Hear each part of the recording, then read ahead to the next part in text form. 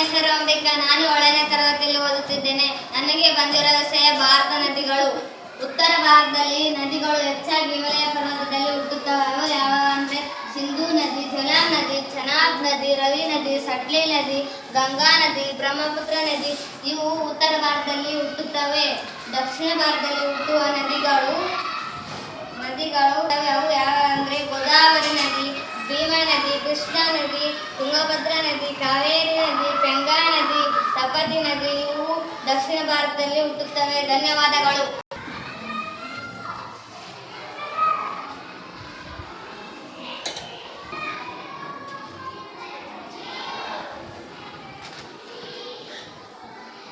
ನನ್ನ ಹೆಸರು ಭೂಮಿಕಾ. ನಾನು 7ನೇ ತರಗತಿಯಲ್ಲಿ ಓದುತ್ತಿದ್ದೇನೆ. ನನಗೆ ಬಂದಿರುವ ವಿಷಯ ಪ್ರಸ್ಥಭೂಮಿಗಳು. ಹಾಗಾದರೆ ಪ್ರಸ್ಥಭೂಮಿಗಳು ಎಂದರೇನು?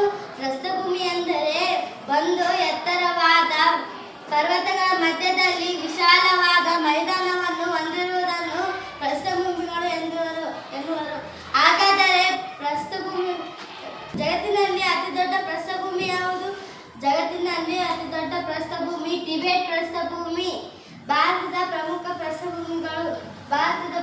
ಪ್ರಸ್ಥಭೂಮಿ ಉತ್ತರದಲ್ಲಿ ಮಾಳವ ಪ್ರಸ್ಥಭೂಮಿ, ದಕ್ಷಿಣದಲ್ಲಿ ದಕ್ಕನ್ ಪ್ರಸ್ಥಭೂಮಿ.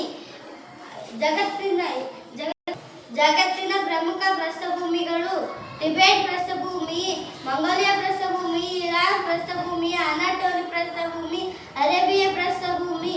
ಇವು ಪ್ರಸ್ಥಭೂಮಿಗಳಾಗಿವೆ. ದಕ್ಕನ್ ಪ್ರಸ್ಥಭೂಮಿ ಭಾರತ, ಇರಾನ್ ಪ್ರಸ್ಥಭೂಮಿ ಚೀನಾ, ಶಾನ್ ಪ್ರಸ್ಥಭೂಮಿ ಮಯನ್ಮಾರ್. ಧನ್ಯವಾದಗಳು. ನನ್ನ ಹೆಸರು ಬಿವಿಜಾನ್. ನಾನು 7ನೇ ತರಗತಿಯಲ್ಲಿ ಓದುತ್ತಿದ್ದೇನೆ. ನನಗೆ ಬಂದ ವಿಷಯ ಪರ್ವತ ಶ್ರೇಣಿಗಳು. ನನ್ನ ಹೆಸರು ಭಾರತದ ಅತ್ಯಂತ ಎತ್ತರವಾದ ಶಿಖರ ಕೇಟು 8611 ಮೀಟರ್ ಎತ್ತರವಿದೆ. ಜಗತ್ತಿನ ಅತ್ಯಂತ ಎತ್ತರವಾದ ಶಿಖರ ಮೌಂಟ್ ಎವರೆಸ್ಟ್ 8848 ಮೀಟರ್ ಎತ್ತರವಿದೆ. ಭಾರತದ ಇತರೆ ಪರ್ವತ ಶ್ರೇಣಿಗಳು ನಂಗಾ ಪರ್ವತ, ಕೈಲಾಸ ಪರ್ವತ, ನಂದಾದೇವಿ ಪರ್ವತ, ಕಾಂಚನಗಂಗಾ ಪರ್ವತ, ನಾಗಾ ಬೆಟ್ಟಗಳು, ಮಿಜೋರಾಂ ಬೆಟ್ಟಗಳು, ಮಣಿಪುರ ಬೆಟ್ಟಗಳು, ಅರಾವಳಿ ಬೆಟ್ಟಗಳು, ಪಶ್ಚಿಮ ಘಟ್ಟಗಳು. ಇವು ಪ್ರಮುಖ ಪರ್ವತ ಶ್ರೇಣಿಗಳು. ಧನ್ಯವಾದಗಳು.